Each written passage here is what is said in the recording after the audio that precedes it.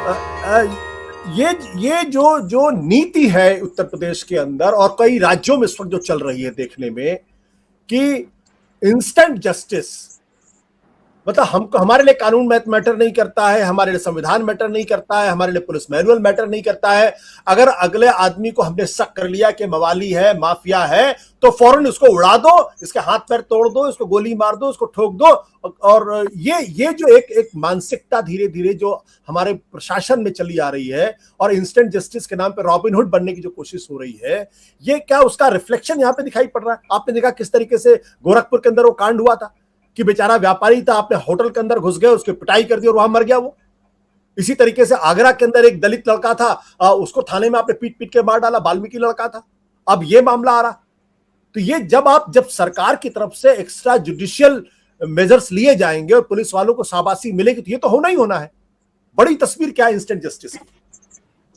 देखिए, ये बड़ा दुर्भाग्यपूर्ण है उत्तर प्रदेश में खासतौर से, और अभी हाल में मध्य प्रदेश में, आसाम में, गुजरात में, कई राज्यों में ये जो एक त्वरित न्याय वाली चीज है जिसे इंस्टेंट जस्टिस आप कह रहे हैं, ये दिखाई दे रही है और इसे राज्य का समर्थन मिल रहा है।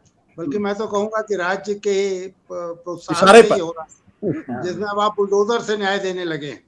अगर आज कोई मुसलमान लड़का किसी हिंदू लड़की को लेके भाग जाए तो आप उसका घर गिरा देंगे, या वैसी वर्षा हो सकता है।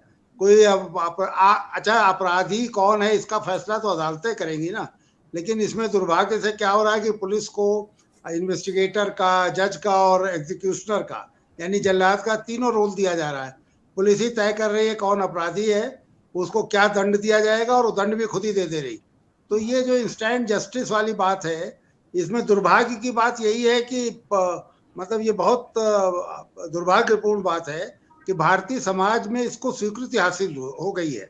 मतलब ये कोई नई चीज नहीं है, पहले से डॉक्टर लोहिया इसके लिए क्रूर कायरता शब्द का इस्तेमाल करते थे कि एक भारतीय नौजवान जो अपने मोहल्ले में तो गुंडे को देख करके दुम दबा के भागता है, लेकिन अगर कोई जेब कतरा बस अड्डे पर मिल जाए तो उसको सब दो दो लात मारते हैं, वो भी जाके दो लात मार आता है। तो ये खास तरह क्रूर कायरता है जिसको हमारी समाज स्वीकृति देता है। और इसका सबसे दुर्भाग्यपूर्ण तो आपने अभी बिकरू कांड आया, जिसमें उस क्या नाम उस आदमी का, विकास दुबे, जो विकास दुबे, जो लेके उसे उज्जैन से लेके पुलिस चली और पूरा देश जानता था कि ये मारा जाएगा। पूरा देश, मतलब ये अकेला मामला होगा जिसमें रात भर लोग जग करके एक दूसरे शर्त लगाते रहे कि कब ये मारा जाएगा। और वो जैसे ही कानपुर पहुंचा और कानपुर शहर के, कानपुर की सीमा में गया, वो मार दिया गया। और ये कहा जाने लगा कि साहब, जिस तरह यूपी में गाड़ी उलटती है, बिहार के एक एमएलए ने कहा कि बिहार को मॉडल अपनाना चाहिए, बिहार में भी गाड़ी उलटनी चाहिए। आसाम तो अब कर ही रहा है, पिछले साल भर से आप देख रहे हैं कि लगातार पुलिस अभिरक्षा से लोग भाग रहे हैं और मारे जा रहे हैं। तो ये एक बड़ी दुर्भाग्यपूर्ण और खतरनाक बात है जो इंस्टेंट जस्टिस वाली है। और ये इत्तेफाक से, अब पता नहीं योगी जी अपने दूसरे कार्यकाल में क्या करेंगे, लेकिन पहले कार्यकाल में तो कहा जाता था कि भाई उत्तर प्रदेश में अपराधी या तो ऊपर जाएगा या जेल में जाएगा। और मैं इतना दावा कर सकता हूँ, चूंकि अखबारों में ध्यान से पढ़ता हूँ, पिछले 3-4 सालों में 300-400 लोगों को तो पैर में गोली मारी ही गई होगी, संख्या कम ज्यादा हो सकती है। तो ये किसने पुलिस को अधिकार दे दिया कि अगर उसे पता चले कि ये मतलब अपराधी भी कोट अनकोट में कह रहा हूँ, लेकिन पुलिस ये मान भी ले कि अपराधी है, तो उसे दंड देने का अधिकार किसने दे दिया? कैसे वो हर अपराधी को पकड़ने के बाद उसके पहले पैर में गोली मार रही है, फिर उसे अदालत में पेश कर रही। तो ये एक पुलिस को ज्यादा बर्बर और ज्यादा हिंसक बनाने का जो प्रयास हो रहा है, उसी का नतीजा ये है। इस मामले में तो मजेदार बात ये, जो मैंने, चूंकि अभी पूरे डिटेल्स नहीं आए, जो मैंने पढ़ा तो पता चला कि उसके एक परिवार के एक लड़के को तो एक दिन पहले थाने में बुला के बैठाया गया था। और ये पुरानी टैक्टिक्स है। क्या अगर कोई अपराधी आपके पकड़ में नहीं आ रहा है तो उसके माँ बाप, भाई बहन, बीवी बच्चे ला करके आप थाने बैठा लीजिए, तो वो उसके ऊपर एक प्रेशर पड़ेगा और वो सरेंडर कर देगा।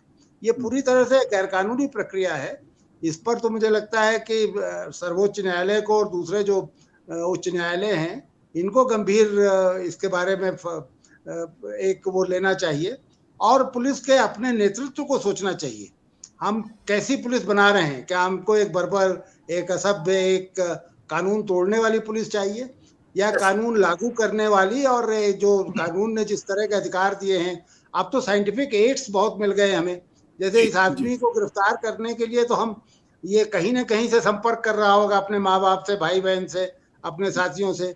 केवल सर्विलांस पर 10-20 टेलीफोन रखने से इसका पता चल सकता था।